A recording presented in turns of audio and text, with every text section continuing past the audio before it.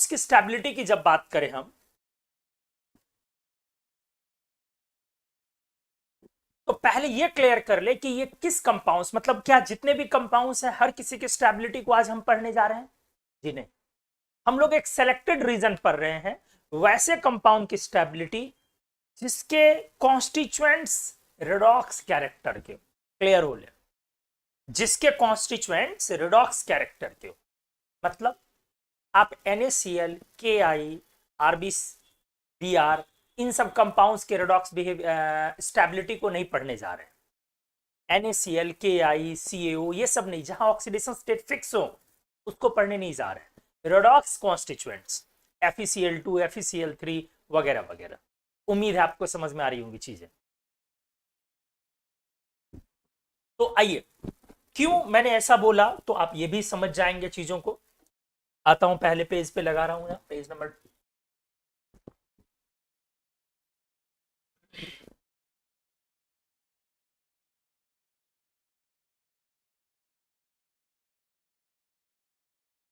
Stability of compounds.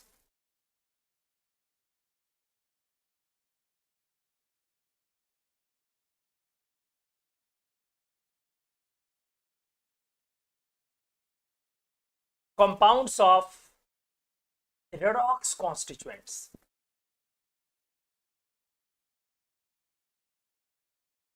वैसे compounds की stability अपन deal करने जा रहे हैं जिसके कॉन्स्टिट्यूएंट्स रेडॉक्स नेचर के हो।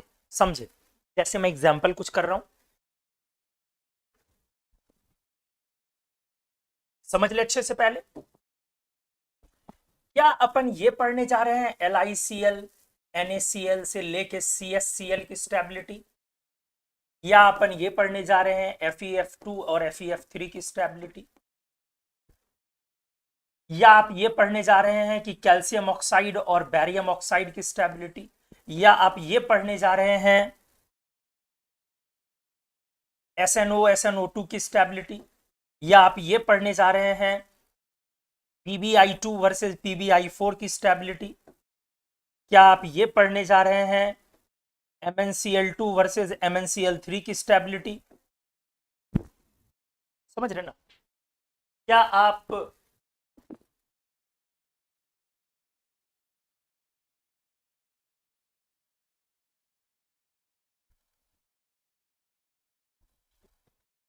हाँ, मैंने बोला क्या आप ये पढ़ने जा रहे हैं?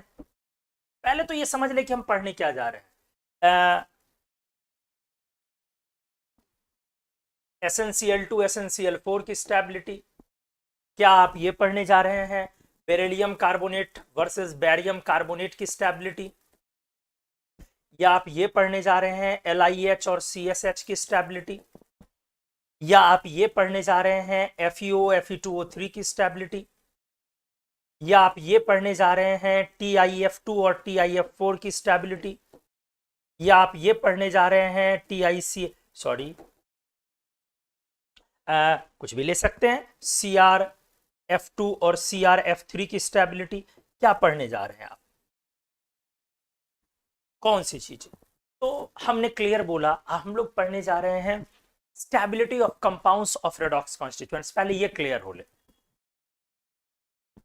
जिनके कॉन्स्टिट्यूएंट्स रेडॉक्स बिहेवियर शो कर रहे हो, ठीक है, ऑक्सीडाइजिंग रिड्यूसिंग एजेंट वाला बिहेवियर शो कर रहे हो, तो फिक्स ऑक्सीडेशन स्टेट वाला हरगिज नहीं।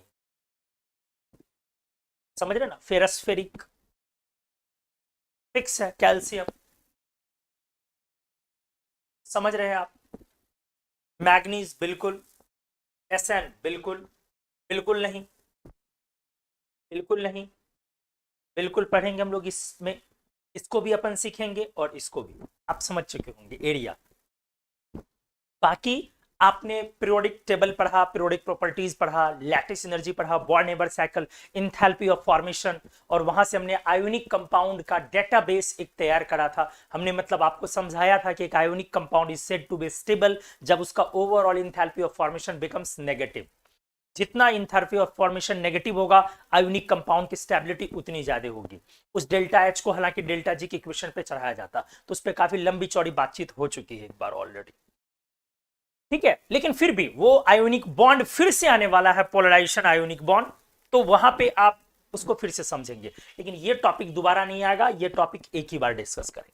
तो उम्मीद है कि आपको पहले ये एरिया समझ में आया होगा कि आज के इस लेक्चर में स्टेबिलिटी ऑफ कंपाउंड्स में आप किस तरह के कंपाउंड की स्टेबिलिटी डिस्कस करेंगे।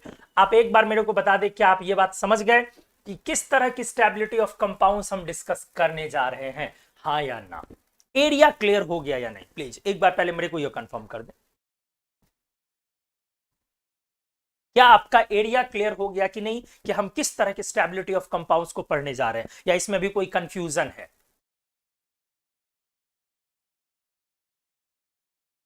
एग्जैक्टली, गुड, वेरी गुड, सभी लोगों ने यस सर लिखा, क्योंकि ये पहले क्लियर होना बहुत जरूरी है, अदरवाइज आपके दिमाग में चलते रहेगा सर ने ये एग्जांपल लिया, ये एग्जांपल क्यों नहीं लिया, ऑफलाइन की क्लासेस है नहीं, ऑफलाइन में दिमाग थोड़ा ज्यादा काम करता है। हालांकि मैं कोशिश करता हूं कि इसको टू वे इंटरेक्टिव प्रोग्राम हमेशा बनाऊं, आपको इंगेज करूं, इन्वॉल्व करूं, आपसे क्वेश्चन रेज करवाता रहता हूं, आपको जगाता रहता हूं। आप नींद में तो पड़े हुए नहीं हो, लेकिन फिर भी तब भी ऑफलाइन में जितना आप रेज कर पाते हैं क्वेश्चंस को, ऑनलाइन में थोड़ा रिलेटिवली थोड़ा डिफिकल्ट है। इसीलिए मेरे तरफ से क्लियर होना जरूरी था कि किस चीज को मैं समझाने जा रहा हूं। अब आ जाइए कॉन्सेप्ट पर आते हैं। एक लाइन का कॉन्सेप्ट बोलूंगा और उसी कॉन्सेप्ट पर सारी चीजें बननी है, सॉल्व होनी। आ जाइए,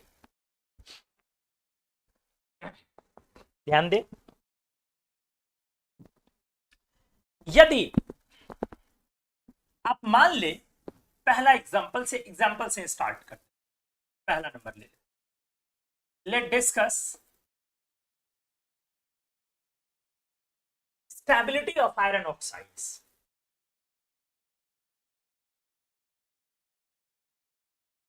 आयरन ऑक्साइड्स अच्छे से देखना लोग, बहुत मजेदार कॉन्सेप्ट, मजा आ जाएगा, truly magical. Let discuss stability of iron oxides. मान लो कि आपको एक रिएक्शन दिया गया, रिएक्शन ये है Fe+O2। अब आपने इसका प्रोडक्ट लिखना है। तो हमने पढ़ा हुआ है कि आयरन के दो ऑक्साइड्स होते हैं, Fe2+ और Fe3+।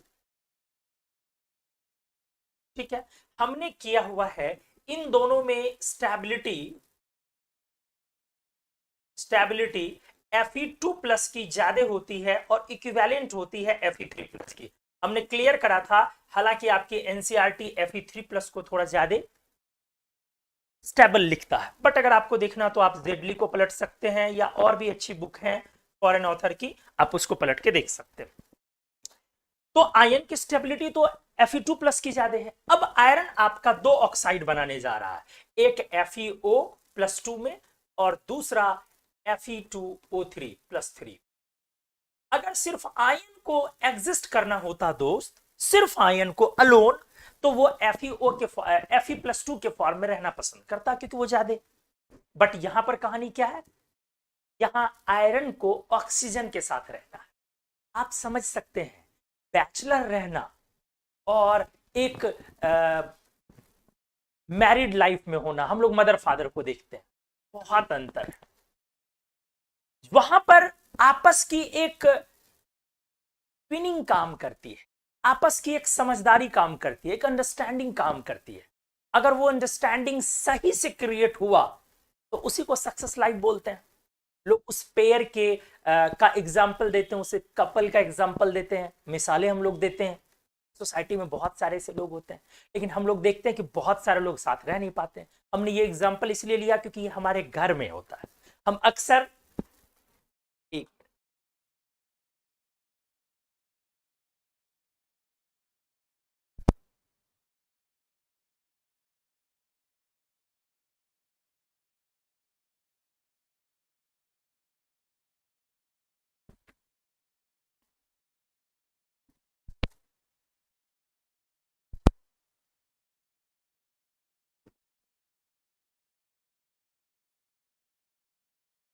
क्या मेरी आवाज नहीं आ रही है?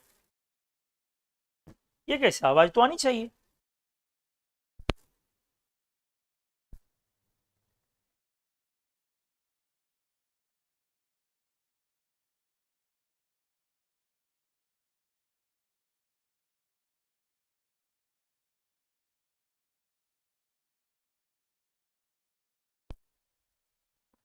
क्या अभी आ रही है आवाज? तो फिर आप लोगों ने कैसे बोला कि आवाज नहीं आ रही है?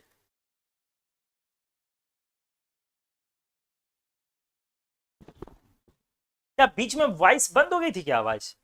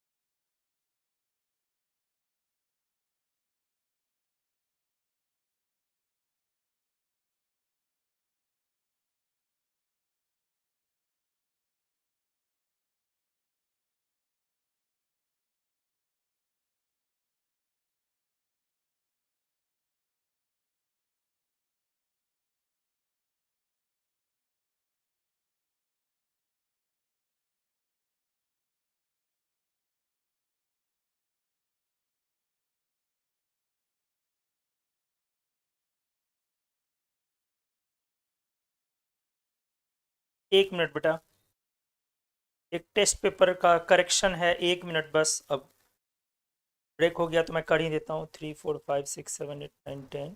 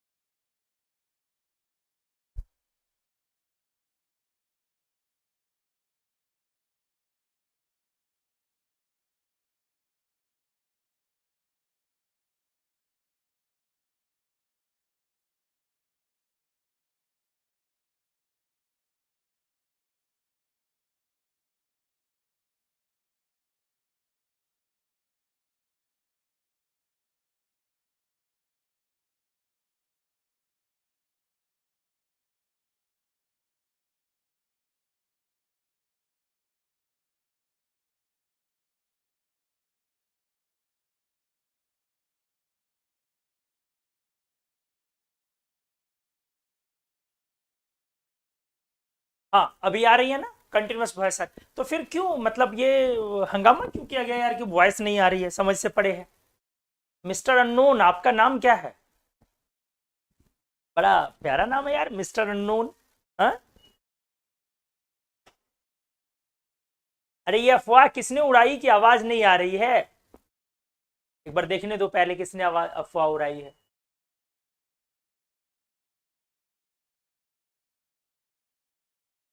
मिस्टर अननोन, सबसे पहले आप ही ने अफवाह उड़ाई है। ये कौन है भाई मिस्टर अननोन?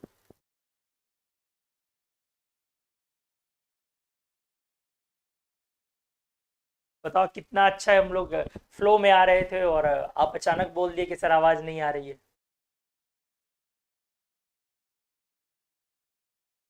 बड़ा प्यारा नाम है यार, मिस्टर अननोन। मैं भी रख लेता हूँ। दुनिया में कुछ हटके करना हो तो कुछ ऐसा ही आइडिया आना चाहिए। हम्म? तुम लोग भी अपना नाम बदल ले यार। क्षितिज क्या नाप सनाप नाम रखा है, इसी तरह का कुछ ढूंढ, मिस्टर अननोन टाइप का। मिस्टर अनवांटेड, अच्छा फहद है।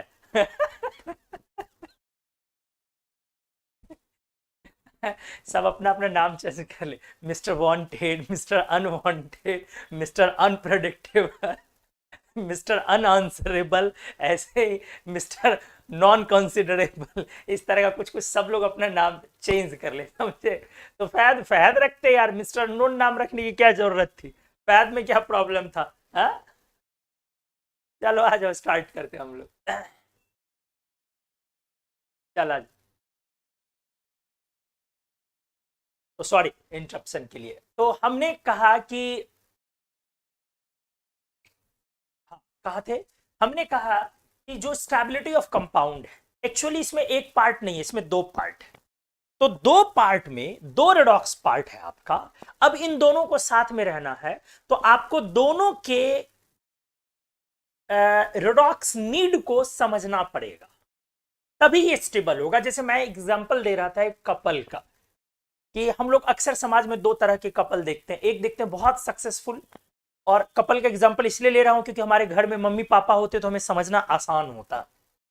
भाई बहन होते हैं, उन लोगों की शादियां हुई रहती हैं, चाचा लोग होते हैं, अंकल लोग होते हैं, हर जगह कुछ ऐसा होता है, तो हम लोग उसको देख के समझ सकते हैं कि क्या होता है। कि एक कोई लड़का, मान लो एक एग्जाम्पल लेते हैं कि कोई एक लड़का बहुत खुशहाल है, मस्त है, और वो मस्त क्या है, अपने आप में मस्त है, उसको कोई पबजी खेलने से रोकने वाला नहीं है, वो लापरवाह है लेकिन मस्त है एकदम, अपने लाइफ को वो अपने अकॉर्डिंग चल रहा है, जी रहा है। लेकिन अब प्रॉब्लम क्या हो रही है, उसकी शादी हो गई, अब उसको उस कपल में, उस लाइफ में सामने वाले के अकॉर्डिंग चलना है। अब वो अगर चल नहीं पा रहा, मान लो सामने वाला उसको चाह रहा है कि वो मेरे अकॉर्डिंग चाहे, ये चाहे कि मेरे अकॉर्डिंग, दोनों एक दूसरे के साथ ट्विन नहीं कर पाया, और जब ये ट्विनिंग नहीं हुई तो अल्टीमेटली चलो वो स्टेबिलिटी उस मैरिज में नहीं रह पाया और ब्रेक हो गया। आप समझ गए, कंपाउंड की स्टेबिलिटी एग्जैक्टली ऐसे ही है। दो जो रेडॉक्स कॉन्स्टिट्यूएंट्स, दो जो कॉन्स्टिट्यूएंट्स हैं, दोनों की नीड है, दोनों का एक रेडॉक्स नीड है कि मैं ऑक्सीडाइजिंग एजेंट हूं, तो मैं तुम्हें ऑक्सीडाइज करूंगा, तुम तैयार हो जाओ। तो अगर इसके नीड को ये फुलफिल कर रहा है या इसके नीड को ये फुलफिल कर रहा है, तब माना जाएगा कि ये कंपाउंड स्टेबल है। क्लियर है? हम लोग इस चीज को फील करते हैं, सोसाइटी में देखते हैं और अक्सर देखते हैं।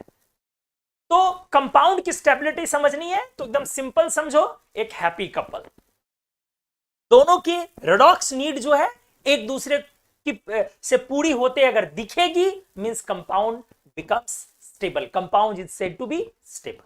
क्लियर हो गया? अब आ जाओ रेडॉक्स नीड पर आ जाओ। जैसे दोनों कंपाउंड में आयरन अलग है, अच्छे से सुनोगे, दोनों कंपाउंड में आयरन अलग है, मतलब हम ऑक्सीजन सेम है, तो ऑक्सीजन का अपन स्वयंवर रचा रहे हैं, ऑक्सीजन दोनों में सेम है, एकदम फील करो। तो आपको ऑक्सीजन के अकॉर्डिंग चलना। सर ऑक्सीजन कैसे सेम है? क्योंकि पहले देख लो ना, आयरन डिफरेंट है, आयरन यहां +2 है और आयरन यहां +3, और ऑक्सीजन दोनों में ऑक्साइड बन रहा है, यहां भी ऑक्सीजन O-2 में है और यहां भी ऑक्सीजन O-2 में है। तो ऑक्सीजन का अब नेचर देखो, चूंकि अब उसी का स्वयंवर रचाया जा रहा है कि भाई आपको आयरन चाहिए +2 वाला कि +3 वाला। क्लियर है? तो आजा आजा अच्छे से देख लो बेटा। तो ऑक्सीजन का रेडॉक्स नेचर क्या है? ऑक्सीजन एक स्ट्रॉन्ग ऑक्सीडाइजिंग एजेंट है, ये कहेगा मैं स्वयंवर में उसी को चुनने जा रहा हूं या जा रही हूं जो मेरे को ऑक्सीडाइज करने देगा, क्योंकि मैं स्ट्रॉन्ग ऑक्सीडाइजिंग नेचर का हूं, तो मैं जिसको ऑक्सीडाइज कर सकूं, मेरा काम है सामने वाले को मैक्सिमम लेवल पर ऑक्सीडाइज करना। तो आयरन +2 या +3 किसके साथ वो टिक पाएगा? तो इसने आयरन को ऑक्सीडाइज किया +3, वो इसके साथ रहना चाहेगा, इसके साथ नहीं। तो मामला क्लियर हो गया। अगर आपको इस तरह से Fe+O2 का रिएक्शन लिखना है तो आज के बाद आप रिएक्शन का प्रोडक्ट Fe2O3 लिखेंगे। और कोई बोलेगा कि क्यों भैया Fe2O3 लिखा आपने, FeO क्यों नहीं लिखा, तो आप बोलेंगे कि strongly oxidising oxygen, strongly oxidising oxygen, मतलब चूंकि ऑक्सीजन काफी स्ट्रॉन्ग ऑक्सीडाइजिंग एजेंट है, strongly oxidising oxygen oxidises iron या Fe2Fe3+, वो आयरन को कहां तक ले जाके ऑक्सीडाइज कर देगा? Fe3+, मतलब Fe2O3 में लेके जाएगा। ठीक है, एक बार मैं फिर से इसको रिपीट कर देता हूं, देख लो। मैंने बोला कि कंपाउंड की आपको स्टेबिलिटी, रेडॉक्स कॉन्स्टिट्यूएंट वाले कंपाउंड की स्टेबिलिटी हमें डील करनी है। हमने बहुत सिंपल बोला, आप इन दोनों में ये देख ले पहले कि कॉमन क्या है और उसे क्या पसंद है। तो कॉमन है ऑक्सीजन, क्योंकि आयरन डिफरेंट है, तो ऑक्सीजन एक तो कॉमन होना चाहिए, तब ना कंपेयर करोगे। तो ऑक्सीजन एक स्ट्रॉन्ग ऑक्सीडाइजिंग एजेंट है, उसका रेडॉक्स कैरेक्टर क्या है, उसकी रेडॉक्स नीड क्या है कि वो सामने वाले को हाईएस्ट लेवल पर ऑक्सीडाइज करेगा, इसीलिए आयरन को हाईएस्ट लेवल पर ऑक्सीडाइज करके वो ले जाएगा और +3 Fe2O3 बनेगा। अलग बात है, अच्छे समझना, अलग बात है कि अगर फ्री आयन में आयरन रहता तो वो +2 में रहना पसंद करता, +3 के रिस्पेक्ट में, बट वो ऑक्सीजन के साथ अगर रहेगा तो उसे Fe2O3 के फॉर्म में रहना, ये मोर स्टेबल होगा। अगर आपने FeO बनाया और वहां कंटिन्यूअस ऑक्सीजन है तो वो उसको कन्वर्ट कर देगा धीरे धीरे Fe2O3 में। तो क्या आपको अच्छे से समझ में आ गया ये चीज? पहला वाला ये एग्जाम्पल कि FeO Fe2O3 में स्टेबिलिटी किस तरीके से FeO से ज्यादा हो गई Fe2O3 की। हाँ या ना सभी लोग एक बार पहले आंसर करें, फिर मैं अगले एग्जाम्पल की तरफ आपको ले जाऊंगा। प्लीज एक बार मुझे क्लियर कर दें। क्या सभी लोगों का यह क्लियर हुआ कि क्यों Fe+O2 रिएक्शन का प्रोडक्ट Fe2O3 लिखना चाहिए? क्या सभी लोगों का यह क्लियर हुआ कि क्यों Fe+O2 रिएक्शन का प्रोडक्ट Fe2O3 लिखना चाहिए, FeO नहीं लिखना चाहिए? आपको हमेशा दोस्त क्या करना है बेटा, एक पहले फिक्स वाली चीजें देखनी है कि कौन सा कॉन्स्टिट्यूएंट फिक्स है, किसका रेडॉक्स बिहेवियर या नेचर, मतलब किसका यहां पर फिक्स है उस प्रोडक्ट में, तो उसकी नीड के अकॉर्डिंग जाना है कि सामने वाले को वो क्या करेगा। सभी लोग एक बार क्लियर करें। Good, very good. और किसी के दिमाग में कोई डाउट चल रहा तो वो डाउट भी पूछ ले मेरे को।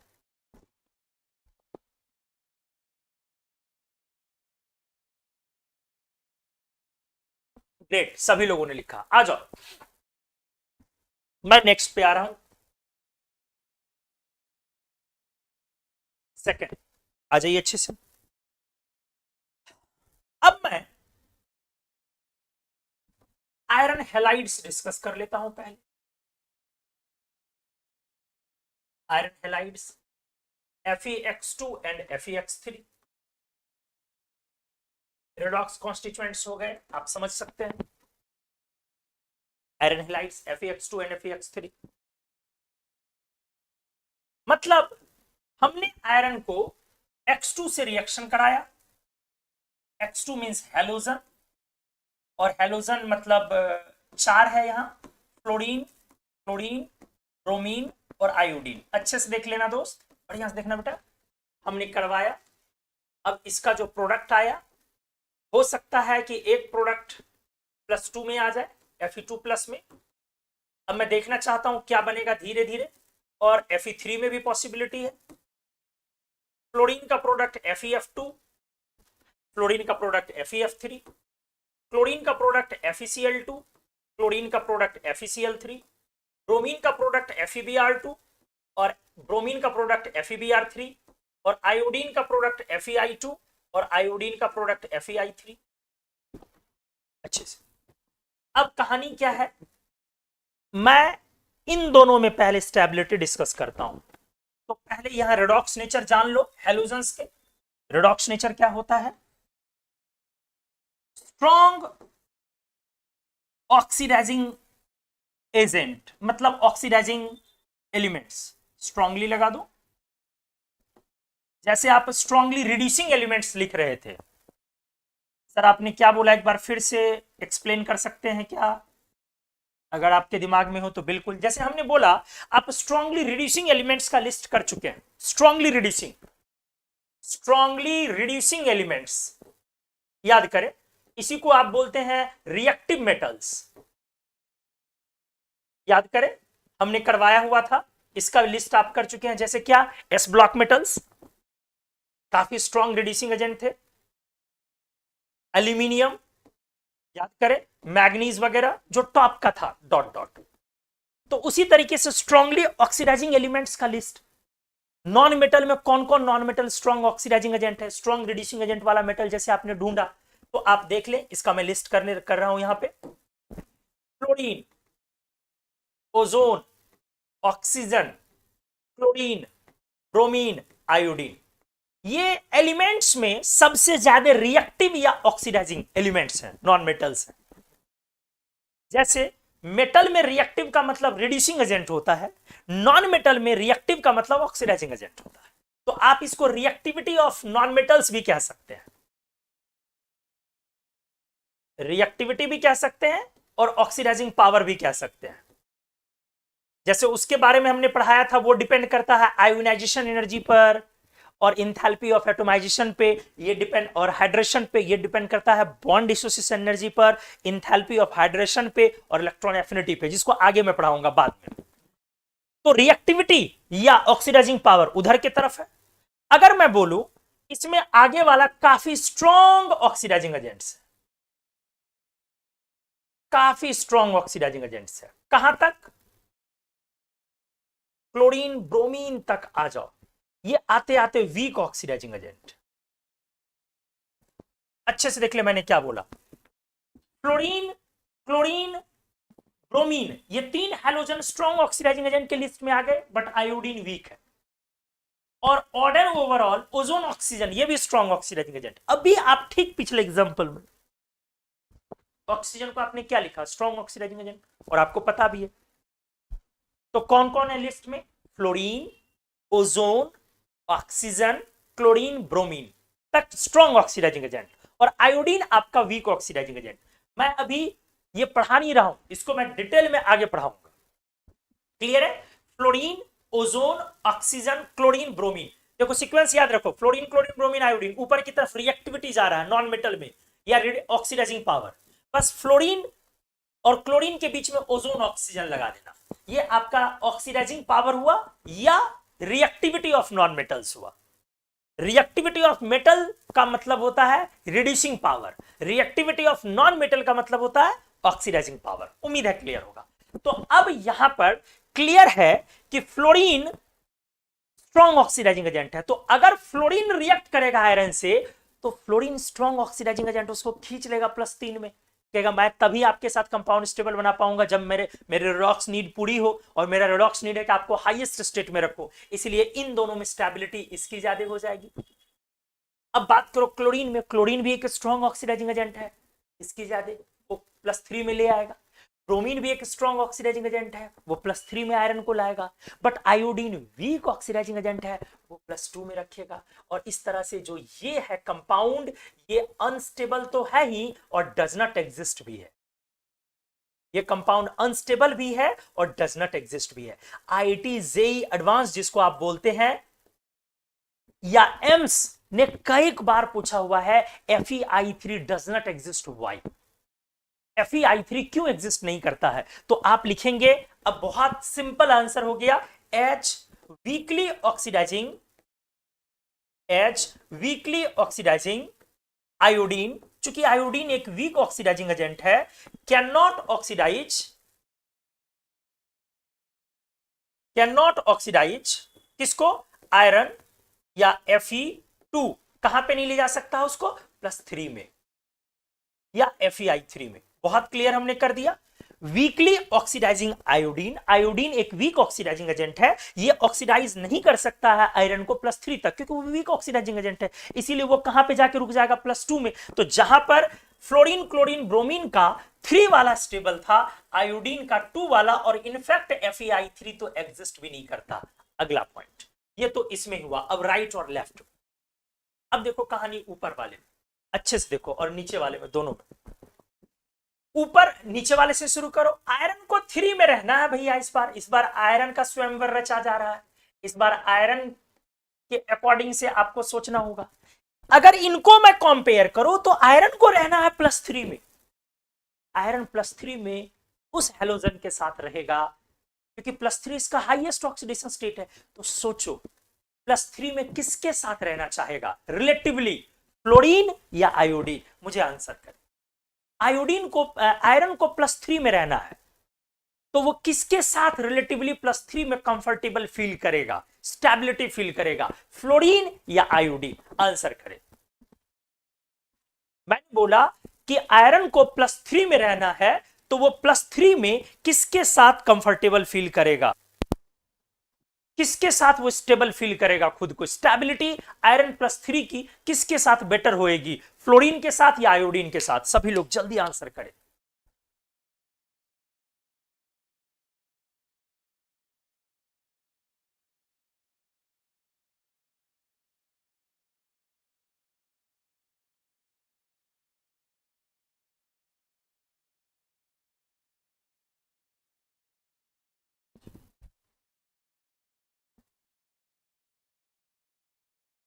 बताएं बताएं बताएं।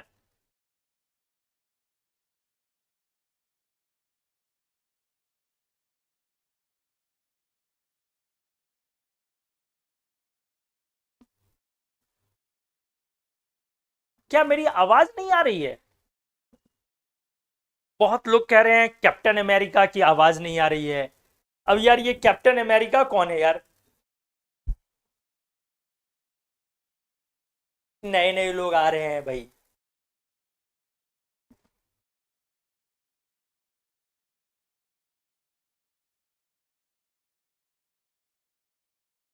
यार ये अफवाह मत उड़ाया करो बार बार, मतलब लिंक ब्रेक हो रहा है इस तरह से, अगर करोगे तो फिर प्रॉब्लम है ना, मूड खराब हो जाएगा लोगों का।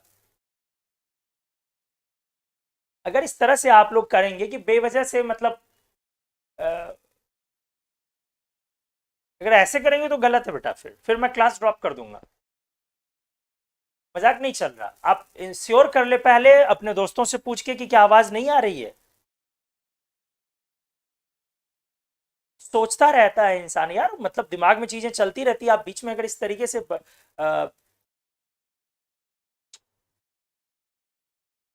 कंटिन्यूस आ रही है, लोग लिख रहे हैं, गलत बात है।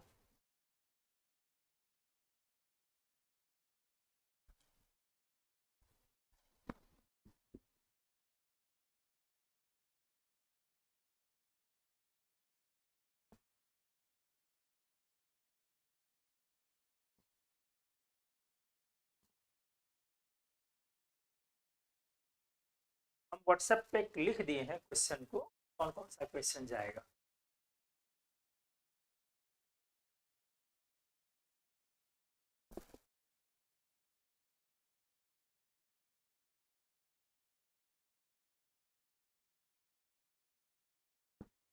तो आप लोग जवाब दे रहे हैं सभी के सभी लोग फ्लोरीन की तरफ।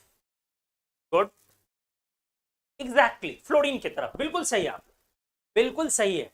और अगर किन्हीं को इसमें डाउट लग रहा हो तो वो पूछ सकते हैं अच्छे से, क्योंकि बहुत क्लियर है ना यार। आयरन को हाईएस्ट ऑक्सीडेशन स्टेट में कौन ले जा पाएगा, जो स्ट्रॉन्ग ऑक्सीडाइजिंग एजेंट है। ठीक है, तो अगर आयरन को +3 में रहना है तो आपकी स्टेबिलिटी का ट्रेंड ये होएगा। अब यहां पर बहुत, फिर मैं पूछूंगा आयरन को अगर +2 में रहना है तो +2 में उसको कौन रख पाएगा, फ्लोरीन या आयोडीन? जल्दी से आप बताएं, आयरन को +2 में रहना है, जल्दी, फ्लोरीन की तरफ स्टेबिलिटी होगी या आयोडीन की तरफ? अगर आयरन को +2 में स्टेबिलिटी देखना है तो वो फ्लोरीन की तरफ उसकी स्टेबिलिटी होएगी या आयोडीन की तरफ, जल्दी बताएं। आयरन +2 में स्टेबिलिटी उसकी फ्लोरीन की तरफ होगी या आयोडीन की तरफ? +2 में, बट 3 में मैं नहीं बोल रहा हूं, अब 3 वाला तो मामला हो गया। क्या +2 में भी फ्लोरीन ही होगा या +2 में आयोडीन होगा? ठीक है, जवाब आ रहा है, कुछ लोग फ्लोरीन, बट ज्यादातर लोग आयोडीन रिप्लाई कर रहे हैं। गुड गुड, वेरी गुड, देते जाइए reply, iodine iodine iodine iodine iodine, continuously सारे लोग आयोडीन है। शुरू में 2 लोगों ने फ्लोरीन किया था, बट सारे लोग आयोडीन है, एग्जैक्टली। क्योंकि अगर फ्लोरीन दोगे सर तो फ्लोरीन स्ट्रॉन्ग ऑक्सीडाइजिंग एजेंट, वो आयरन को मैक्सिमम ऑक्सीडेशन स्टेट में ऑक्सीडाइज करना चाहेगा, तो फ्लोरीन के साथ आयरन +2 में रह ही नहीं सकता है, वो +3 में चला जाएगा। तो अगर आपको +2 में रखना है तो आपको वीक ऑक्सीडाइजिंग एजेंट के साथ रखना पड़ेगा, तो आयोडीन के साथ। तो एग्जैक्टली आप सही जवाब दे रहे हैं, बिल्कुल इसका आंसर इस बार स्टेबिलिटी का ये, इतनी आसानी से हमने लगा लिया। तो आ जाओ, ये पेज नंबर 4 था, मैं क्या लिख रहा हूं, इस तरह से देखिए आप, इस तरह से अगर आपको आयरन का फ्लोरीन से रिएक्शन प्रोडक्ट लिखना हो तो आप प्रोडक्ट लिखेंगे FeF3। अगर आपको आयरन का क्लोरीन से रिएक्शन प्रोडक्ट लिखना हो तो आप प्रोडक्ट FeCl3। आप समझ पा रहे होंगे, आप FeF2 नहीं लिख पाएंगे। ठीक है, अगर आपको आयरन का ब्रोमीन से रिएक्शन प्रोडक्ट लिखना हो, बहुत लंबी चलेगी स्टेबिलिटी ऑफ कंपाउंड्स की कहानी, इसलिए अच्छे से सीखें, FeBr3 लिखेंगे आप। अगर आयरन की आपको आयोडीन से रिएक्शन प्रोडक्ट लिखनी हो तो आप लिखेंगे FeI2। अब आप समझ चुके हैं हर चीज को कि क्यों ऐसा अपन करने जा रहे हैं, क्लियर हो चुका होगा। अब आ जाओ, बढ़िया से देख लो, अच्छे से क्लियर हो गया मामला। तो नंबर है ये कौन सा, सेकेंड। अब मैं थर्ड में आता हूं। अगर मैं थर्ड में आपसे पूछूं इस तरह से, टिटेनियम प्लस क्लोरीन का रिएक्शन मुझे लिखना है, TiCl2 या TiCl4, मैं क्या बनाऊं, क्या इसका आंसर हो? टिटेनियम का क्लोरीन से रिएक्शन मुझे लिखना है, क्या मैं इसका प्रोडक्ट लिखूं, TiCl2 या TiCl4?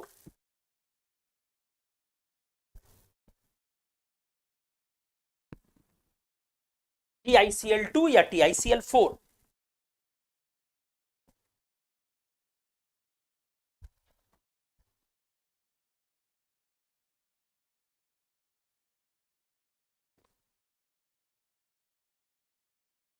बिल्कुल, बहुत सही, वेरी गुड। TiCl4 आप लोगों ने जवाब दिया, एग्जैक्टली TiCl4 होगा answer. TiCl4, very good, great, सभी लोगों ने सही जवाब दिया। लेकिन अभी लड़ाई बहुत सारी बाकी। अभी आपने एकदम बेसिक लेवल पे चीजों को सीखा है, अब धीरे धीरे धीरे धीरे इसके कॉम्प्लिकेशंस को भी आपको देखना होगा, इसके कॉम्प्लिकेशंस को भी आपको समझना पड़ेगा, ठीक है। आइए, हाँ, मैं नेक्स्ट ले रहा हूं 4, iron oxides versus iron sulphides. Iron oxides versus iron sulphides क्या है? आयरन का +2 और +3 दो चीज है।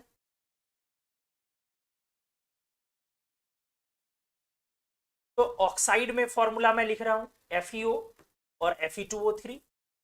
अब मैं सल्फाइड में फॉर्मूला लिख रहा हूं FeS और Fe2S3। अब अच्छे से आप सीखें, बढ़िया से। आपने पढ़ा कि fluorine, oxygen, ozone, oxygen, chlorine, bromine are strong oxidising agents. आपने पढ़ा नॉन मेटल में आयोडीन को वीक ऑक्सीडाइजिंग एजेंट। एंड और आप एक बात जाने जो आपको अच्छे से आज के बाद याद रखनी है, कार्बन नॉन मेटल में sulphur, phosphorus, hydrogen, boron and silicon, ये सब काफी स्ट्रॉन्ग रिड्यूसिंग एजेंट होते हैं। आज के बाद आप ये कभी भूल नहीं सकते हैं, अलाउड ही नहीं है भूलना, ठीक है। आज के बाद आप ये भूलने की सोच भी नहीं सकते।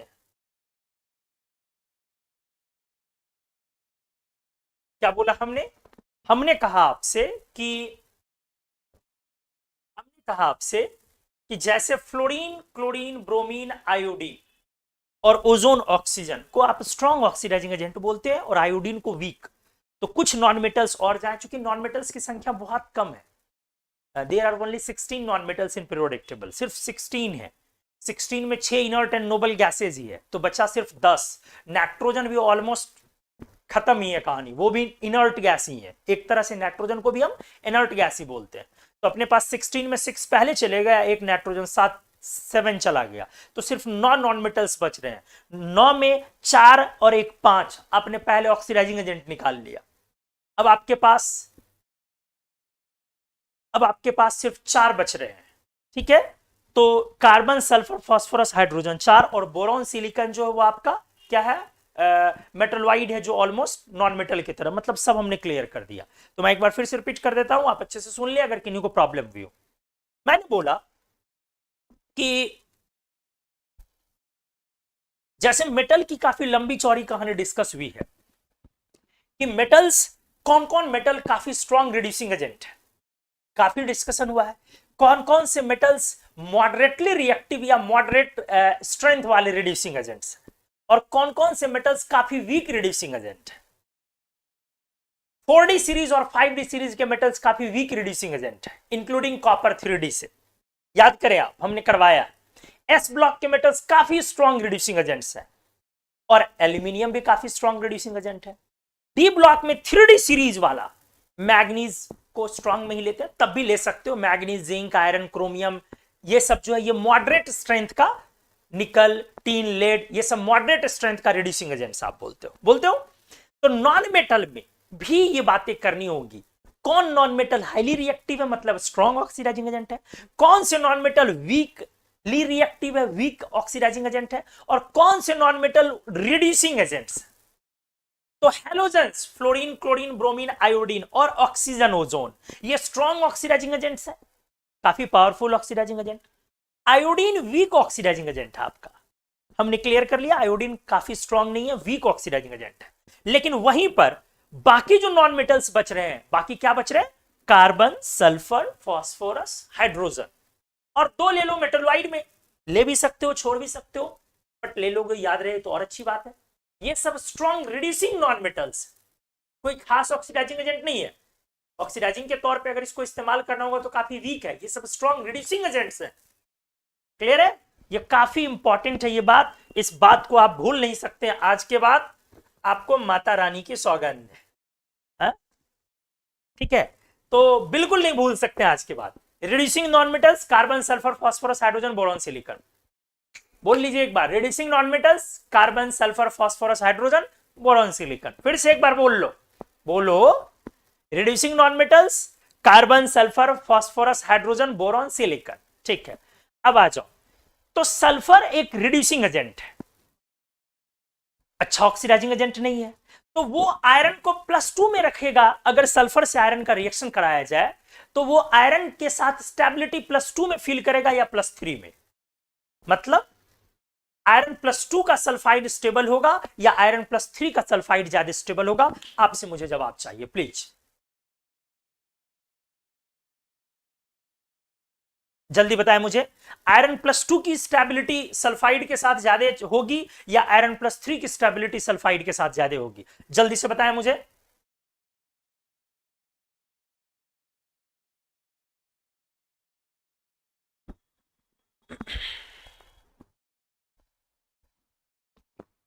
सल्फाइड में आयरन +2 की ज्यादा स्टेबिलिटी होगी या +3 की? आयरन +2 के सल्फाइड ज्यादा स्टेबल होंगे या आयरन +3 के सल्फाइड ज्यादा स्टेबल होंगे?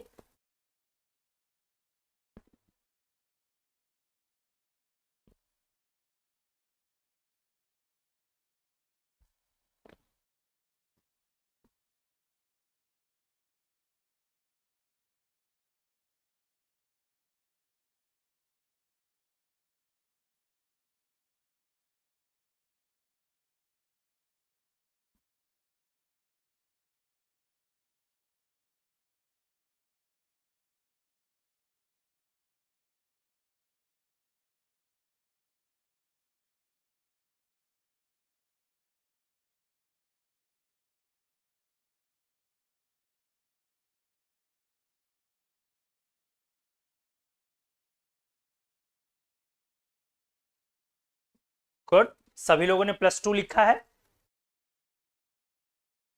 इस बीच में एक जवाब आ रहा है, सर आवाज नहीं आ रही है, मूवी देखने जा रहा हूं, कौन सा, पृथ्वीराज चौहान। आप बिल्कुल पृथ्वीराज चौहान मत देखिए, आप गलत मूवी देखने जा रहे हैं। आप मतलब आपको दूसरी मूवी मैं सजेस्ट करना चाहता हूँ, आप पृथ्वीराज चौहान ना देखें। पृथ्वीराज चौहान का निशाना बड़ा अच्छा था, मतलब उनका फोकस बड़ा स्ट्रांग था, तो आपको वो सूट नहीं देता है, करता है, जेब नहीं देता है। आपको ऐसी मूवी देखना चाहिए जिसमें फोकस बड़ा कमजोर हो, और बहुत सारी ऐसी मूवीज हैं आप जान रहे हैं, बताने की जरूरत नहीं है। वैसी मूवी जाके देखिए, वो आपको सूट करेगा, जेब देगा, ठीक है। आइए, बाकी इस बीच में बाकी लोगों ने जवाब दिया है आयरन +2, सभी लोगों ने लिखा है +2, वेरी गुड। किसी ने +3 नहीं लिखा है। फिर भी अगर किसी को कोई डाउट हो, कंफ्यूजन हो, तो आप एक बार बोल सकते हैं कि हाँ सर एक्सप्लेन कर दे कि क्यों +2 वाला। लेकिन सभी लोगों ने अपने तरफ से +2 लिखा है, सभी को उम्मीद है समझ में आया होगा तभी लिखा है। क्योंकि यार सल्फर से जब आयरन रिएक्ट करेगा तो सल्फर कोई स्ट्रॉन्ग ऑक्सीडाइजिंग एजेंट है नहीं, तो सल्फर आयरन को +3 में ले नहीं जा सकता, तो +2 में रहेगा इसके साथ। तो बहुत क्लियर है। फिर भी अगर किसी को प्रॉब्लम फील हो रही तो बोल देंगे। तो इसमें स्टेबल होगा ये और इसमें स्टेबल होगा ये। अब अगला पॉइंट आपको बताना है, FeO और FeS में कौन स्टेबल होगा, जल्दी से। FeO और FeS में कौन स्टेबल होगा, और आपको बताना है Fe2O3 Fe2S3 में भी कौन ज्यादा स्टेबल होगा, जल्दी।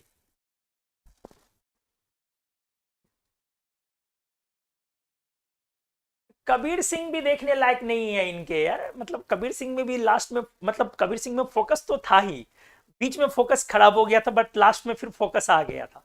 इनके लायक कबीर सिंह भी नहीं है। आप लोग समझ ही नहीं रहे मैं कौन सी मूवी बोल रहा हूँ। अब बोल नहीं सकता हूँ ना, प्रॉब्लम यह है कि मैं टीचर हूँ यार। लेकिन थोड़ा दिमाग लगाइए कि मैं कौन सी मूवी सोच रहा हूँ जिसमें focus.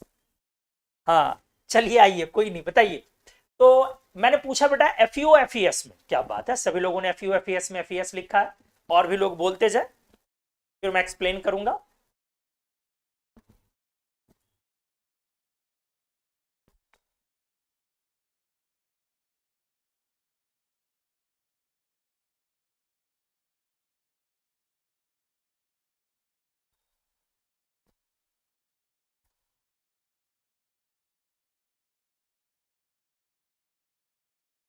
Good, FES continuously, everyone is saying FES, excellent, क्या बात है। और Fe2O3 Fe2S3 में भी बताएं FES, क्या बात है, कैप्टन साहब का फोकस आ गया, कैप्टन साहब FES लिख के जा रहे हैं, लगा लिए पृथ्वीराज वाला निशाना।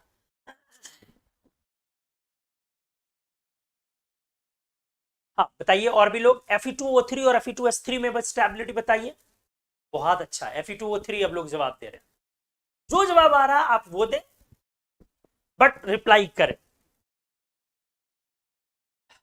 Fe2O3, गुड, मतलब आप में से हर एक ने FeO और FES में से FES को ज्यादा स्टेबल बोला है, और Fe2O3 Fe2S3 में अब ज्यादा लोग Fe2O3 जवाब दे रहे हैं। गुड, सभी लोग Fe2O3 ही बोल रहे हैं।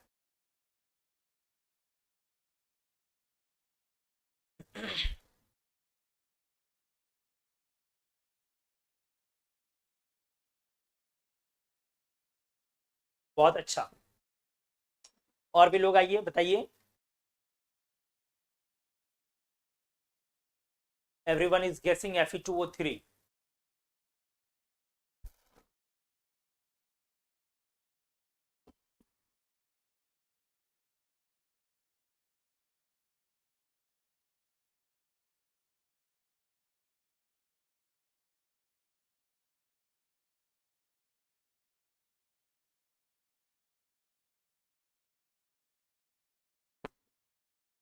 गुड, एक्सेलेंट, बिल्कुल सही जवाब आप लोगों का, बिल्कुल। FeO और FeS में चूंकि आयरन का लोवेस्ट ऑक्सीडेशन स्टेट में है, तो आयरन को लोवेस्ट ऑक्सीडेशन स्टेट में या तो वीक ऑक्सीडाइजिंग एजेंट बोलने रख सकता है, या मतलब यहां पर ऑक्सीजन सल्फर में सल्फर, क्योंकि सल्फर कोई अच्छा ऑक्सीडाइजिंग एजेंट तो है नहीं, तो वो आयरन के साथ मिनिमम ऑक्सीडेशन स्टेट में रहेगा।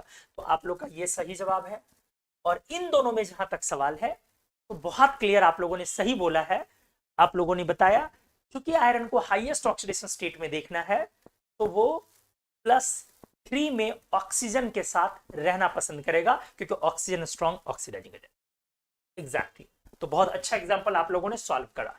ठीक है, चलिए आइए मैं नेक्स्ट पेज में अगले एप्लीकेशन की तरफ आता हूं, पेज नंबर 6। एग्जांपल ले रहा हूं मैं question number 5,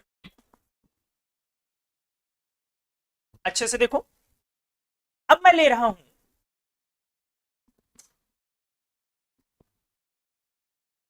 CuF versus CuF2, बताइए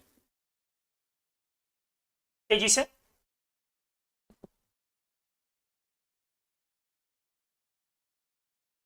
CuF वर्सेस CuF2, किसकी स्टेबिलिटी ज्यादा होगी?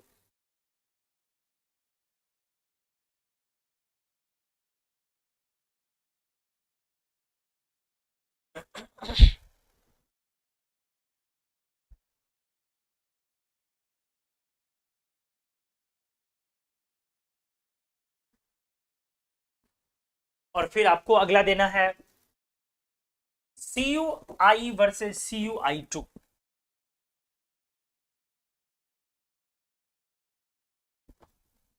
बिल्कुल, बहुत सही, सभी लोग सही बोल रहे हो।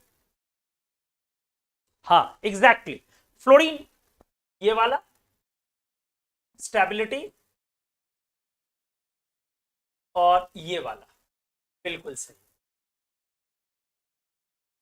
बहुत सही। मतलब अगर आपका बेटा ये लिखा जाए CuF2 CuCl2 CuBr2 और CuI2, तो स्टेबिलिटी इधर की तरफ होगा, एकदम सही है आप लोग। और यहां आते आते तो बेचारा ये एग्जिस्ट भी नहीं करेगा, ये भी आईटी ने कई बार पूछा है, डज नॉट एग्जिस्ट, क्यों ऐसा होता है? तो इसका भी जवाब होगा H। यही आप बोलेंगे कि weakly oxidising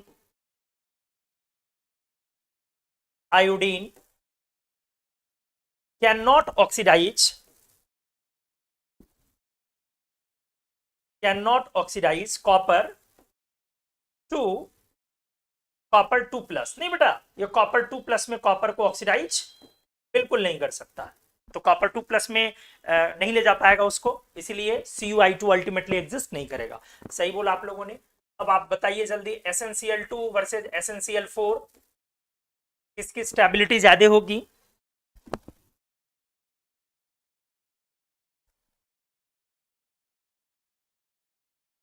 SnCl2 versus SnCl4, सभी लोग सही जवाब दे रहे हैं।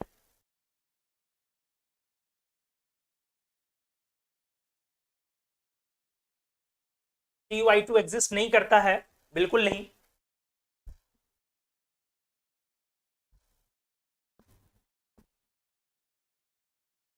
एग्जैक्टली exactly, बहुत अच्छा, SnCl4 आप लोगों ने जवाब दिया, ग्रेट, गुड गोइंग। बिल्कुल, क्योंकि फिर वही बातें होंगी कि SnCl2 में टीन यहाँ 2 में है और टीन यहाँ 4 में है, और chlorine strongly oxidising, chlorine oxidises tin easily to SnCl4, stability उसकी ज्यादा होगी। क्या इसका रीजन ये लिखा जाएगा? बहुत सारे लोगों से पूछो क्यों, बोलते हैं रीजन ये है कि टीन 2+ से ज्यादा स्टेबल है टीन 4+। रीजन, क्या ये रीजन सही है या नहीं? स्टेबिलिटी रीजन ये है कि टीन 2+ से ज्यादा स्टेबल है टीन 4+, क्या ये रीजन सही है या नहीं? जल्दी से बताएं, क्या ये रीजन सही है कि नहीं कि टीन 2+ से ज्यादा स्टेबल है टीन 4+?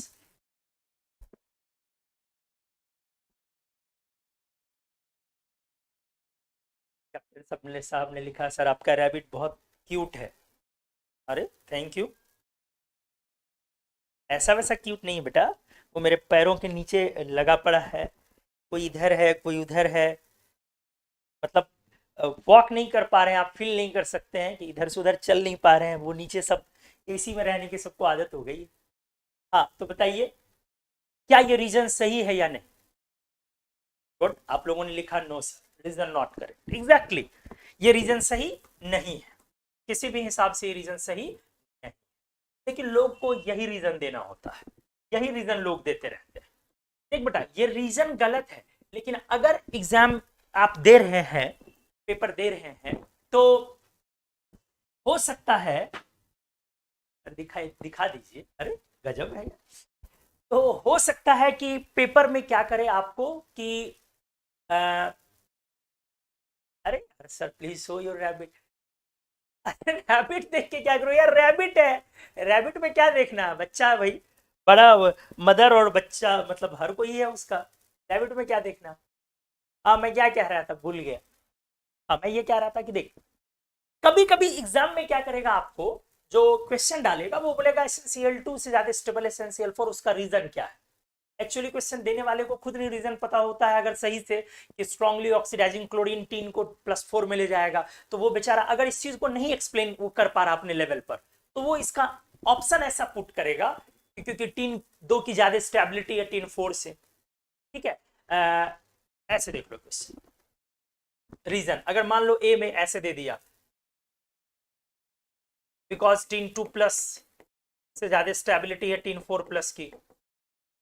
सेकेंड रीजन दे दिया बिकॉज कुछ इस तरह से आपको लिख दिया कि SN2+ suffers from inert pair effect, IPE मैंने शॉर्ट में लिख दिया। सी में अबे हट, फिर मान लो इस तरह से दे दिया because SN4+ suffers from inert pair effect, और डी में दे दिया बिकॉज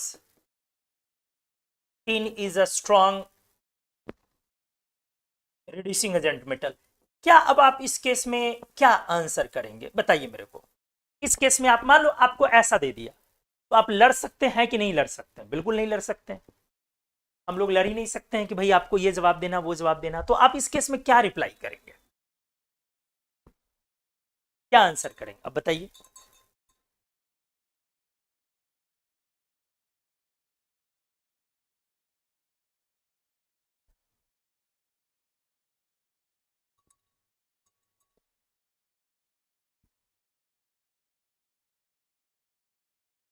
अगर इस तरह का दे दिया गया तो आप क्या उसका आंसर करेंगे?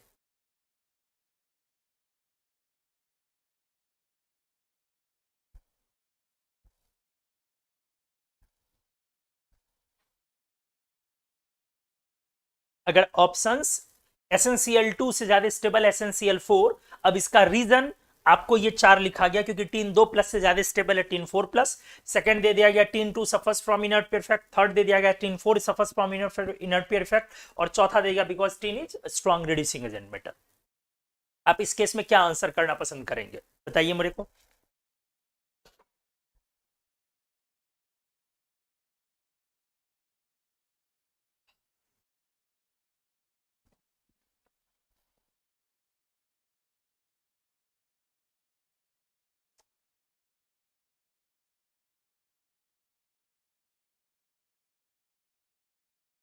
जल्दी, आप लोगों के जवाब नहीं आ रहे अभी तक।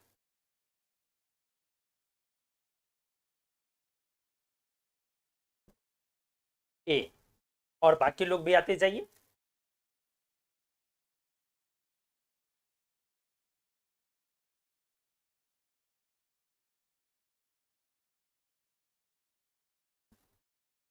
ए डिलीट कर लिया गया, अब आंसर है डी और सी डी।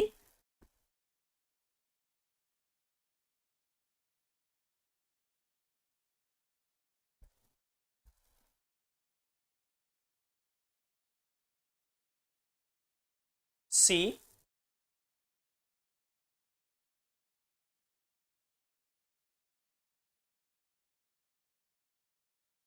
आपको इसी में से जवाब देना है कि वो क्या जवाब देंगे। सही तो कोई ऑप्शन नहीं है, आप भी समझ रहे हो इस बात को। अब बेस्ट चूज करना है आपको।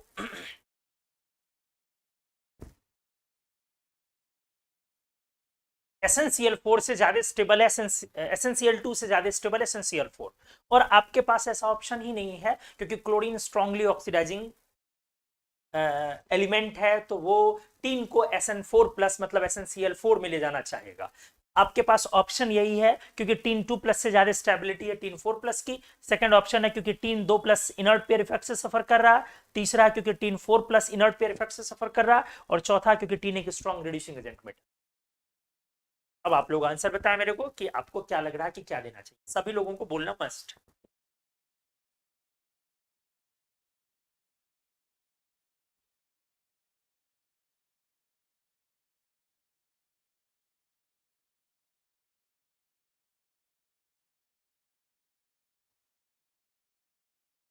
बी सी डी सी, तब डी सी ये आंसर आप लोग ज्यादातर लोग कर रहे हैं।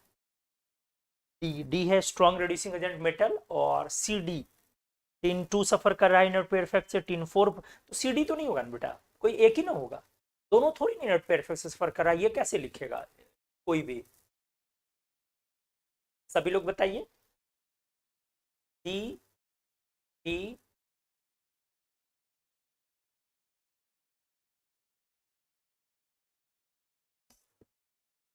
नहीं बता रहे हैं सभी लोग, कुछ ही लोगों ने जवाब दिया, सभी को बोलना मस्ट है।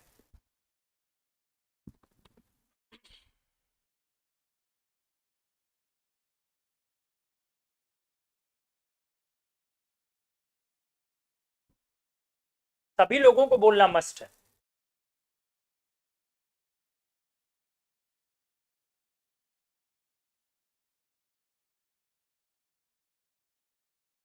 ए,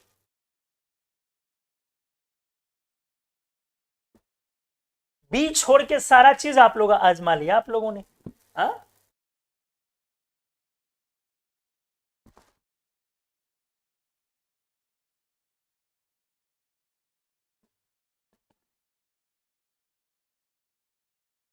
ए, A C D D C D,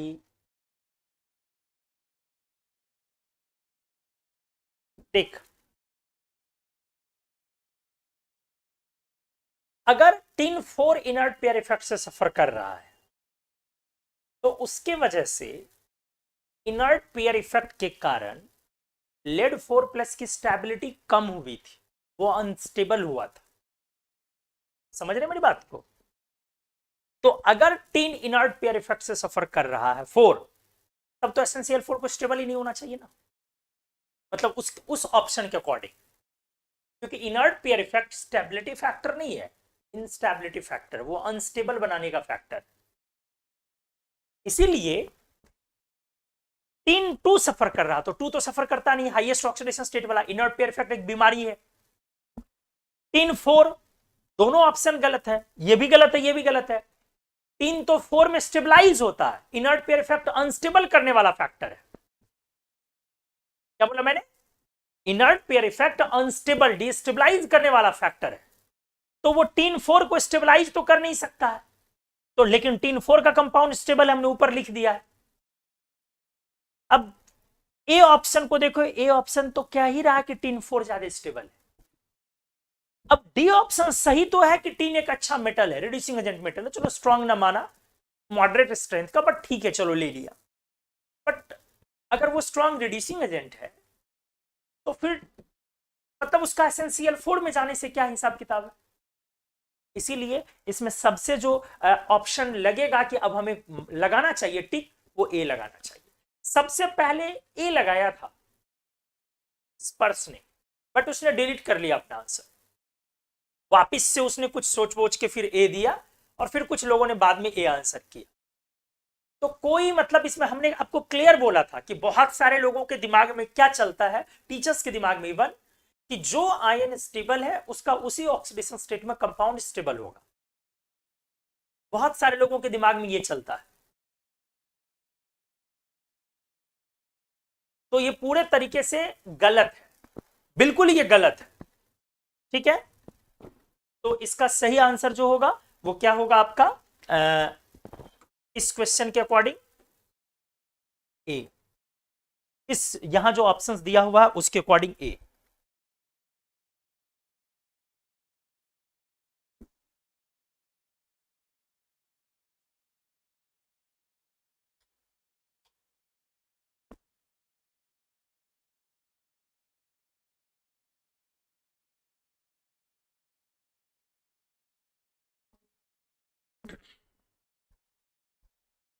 सभी लोग एक बार बता दे मेरे को कि क्लियर है, कोई प्रॉब्लम तो नहीं है, किन्हीं को कुछ भी समझ गया इसको अच्छे से या नहीं।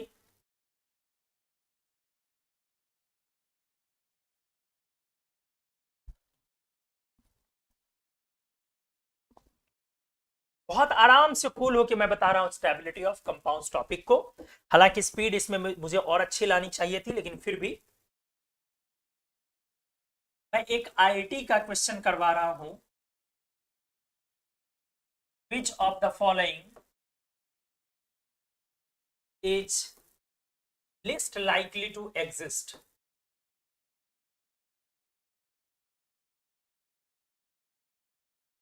ये तब क्वेश्चन पूछा गया होगा जब आप लोग एग्जिस्ट नहीं करते थे। मुझे जो ध्यान है 98 या 99 में, ठीक है, ये उस टाइम में पूछा गया था। अब ऑप्शन देख लो, CF4, CCl4, CBr4 और CI4। सोच के मुझे बताएं अच्छे से इसका आंसर क्या होना चाहिए।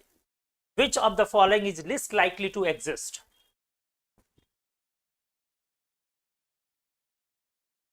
बहुत आराम से कूल होकर ये टॉपिक सिखा रहा हूं, सीखिए अच्छे से।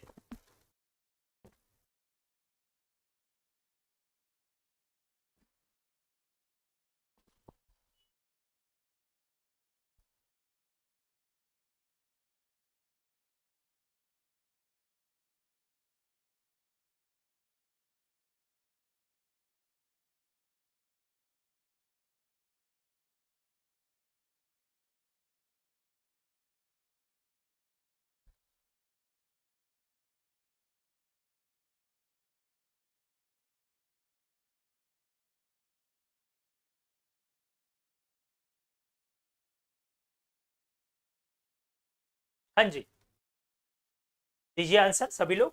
डी, और आइए ए,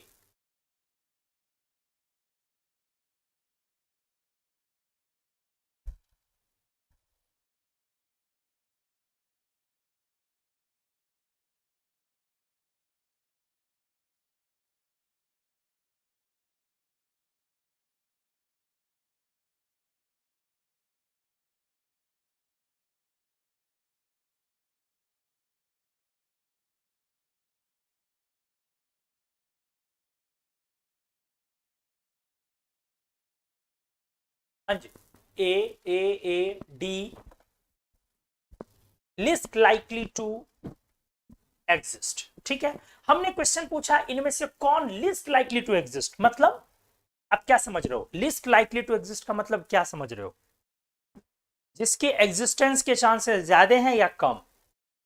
क्या आपने सीखा, समझा, इसका मतलब क्या समझा? जिसके एग्जिस्टेंस के चांसेस ज्यादा हैं या कम, आपने क्या समझा पहले मुझे ये क्लियर कर ले। मैंने जो पूछा आपसे, आपने इसका मतलब क्या समझा? लोग डी आंसर कर रहे हैं, ए भी आंसर किया बहुत सारे लोगों ने, फिर डी कर रहे हैं, कुछ लोग ए को डिलीट कर रहे हैं। ज्यादा या कम? कम। और लोग बोले आप क्या समझ रहे हो? मैंने आपसे ये पूछा कि लिस्ट लाइकली टू एग्जिस्ट का मतलब आप क्या समझ रहे हो? जिसके एग्जिस्टेंस के चांसेस ज्यादा हैं या कम? सभी लोग बताएं।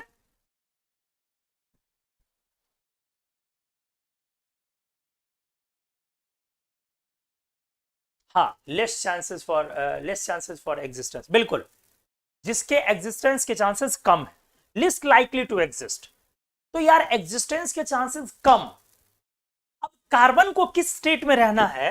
अब अच्छे से देख ले, कार्बन आपका 4A ग्रुप का एलिमेंट है तो इसका highest oxidation state group number +4 है और lowest oxidation state group number -8 है, और 4 - 8 इक्वल्स टू -4।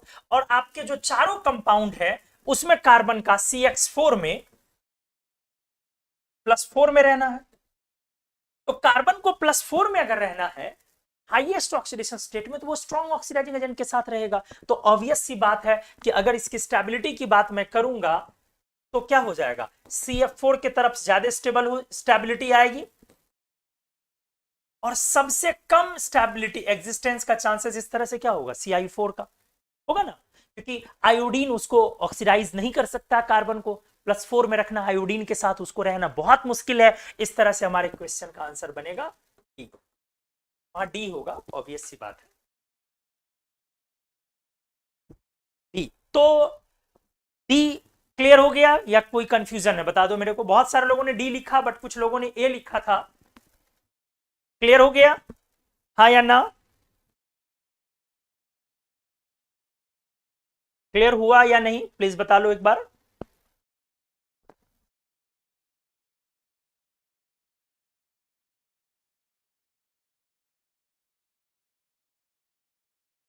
जल्दी से।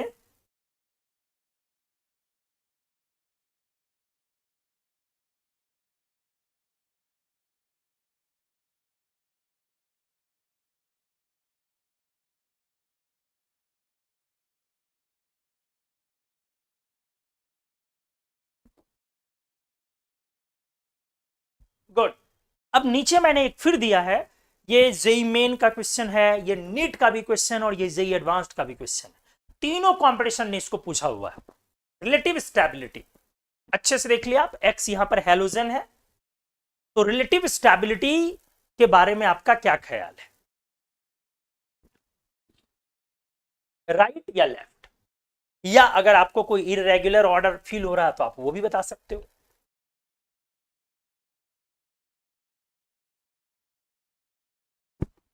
सोच समझ के बताएं।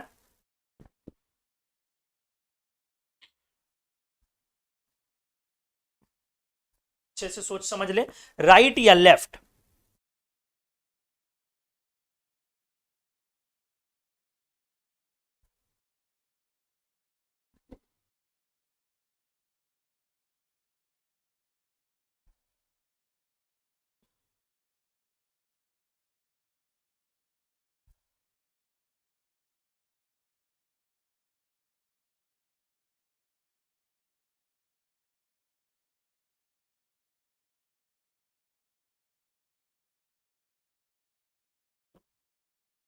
CX2, SiX2, GX2, SNX2 और PbX2।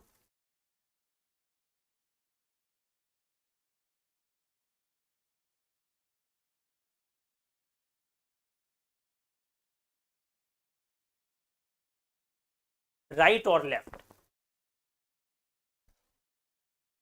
सारे 4A ग्रुप के एलिमेंट्स हैं।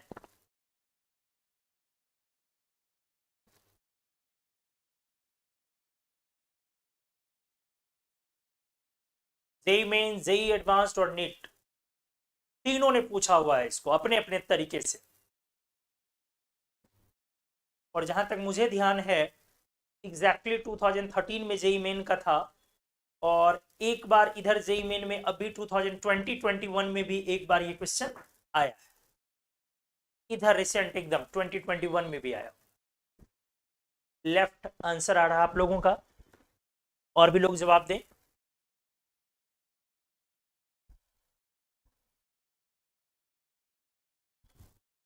Left, good.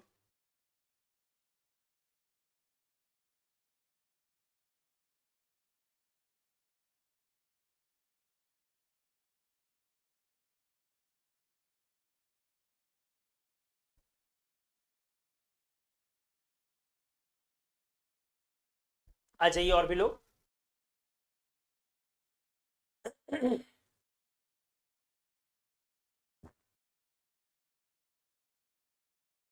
और अगर नहीं हो पा रहा सवाल तो एकदम जल्दी से बताना है कि नहीं सर नहीं हो पा रहा सवाल, ताकि मैं जल्दी से सॉल्व करूं उसको।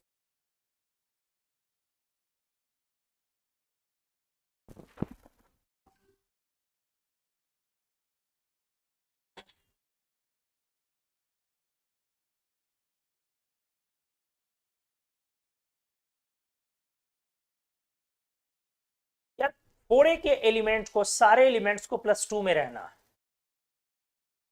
अच्छे से देखिए, हेलोजन आपको पता नहीं है कौन सा है, फ्लोरीन है कि आयोडीन है। हेलोजन आपको पता नहीं है कि कौन सा है, फ्लोरीन है कि आयोडीन है, लेकिन सारे एलिमेंट को +2 में रहना है। तो +2 में रहने की टेंडेंसी किस वाले एलिमेंट को ज्यादा होगी पूरे ग्रुप में, ऊपर के तरफ कि नीचे के तरफ? आप ध्यान रखें, आपको हेलोजन पता नहीं है, तो +2 में रहने की टेंडेंसी किधर वाले हेलोजन को ज्यादा होगी, पूरे ग्रुप में ज्यादा होगी? किधर वाले एलिमेंट्स को? ऊपर वाले एलिमेंट्स को ज्यादा होगा +2 में रहने की टेंडेंसी, या नीचे वाले को? अप या डाउन? अब सोच के बताया आप।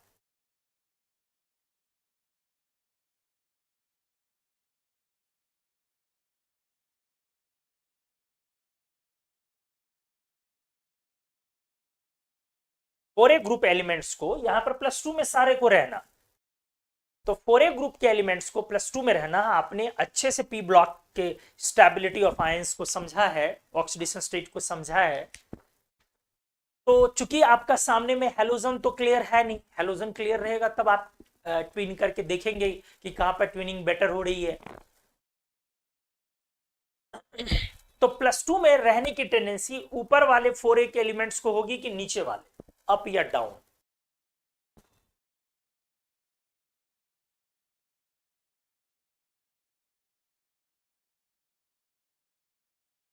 अप या डाउन?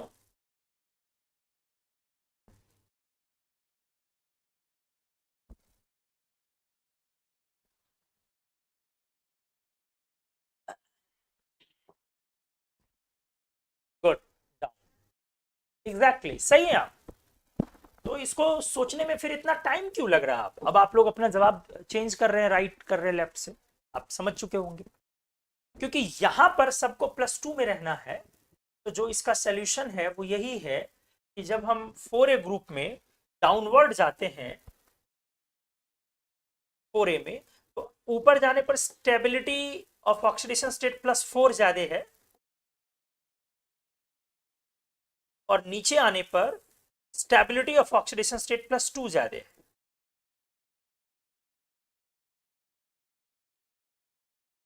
+2 ज्यादा है, तो इसीलिए क्या हो जाएगा आपका, तो इसमें इधर की तरफ जाने पर हमारा स्टेबिलिटी बढ़ जाएगा। उम्मीद है समझ में आई होंगी चीजें। नेक्स्ट आ जाइए, अब सही है आप लोग? ठीक है, क्लियर हो गया या डाउट है इसमें? बोल लो एक बार, यस नो, क्लियर है या नहीं, एक बार बोल लो। एकदम बहुत क्लियर बेटा, सब में तो +2 है ना। कार्बन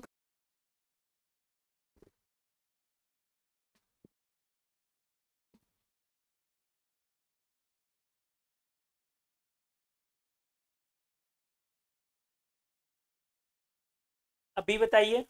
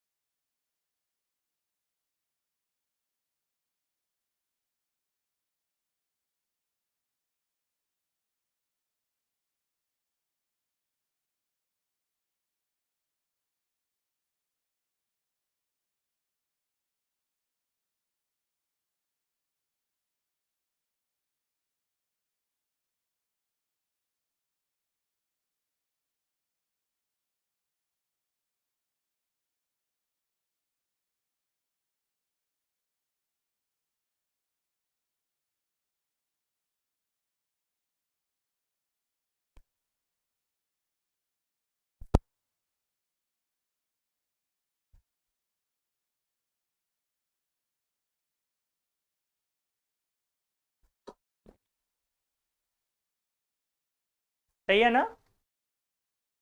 अरे हट यार, तू कितना एकदम सर पर चढ़ा जा रहा है, हटो ना भाई।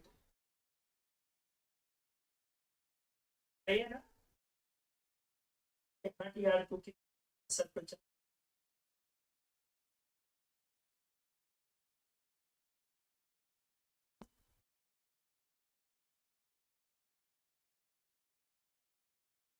सही है।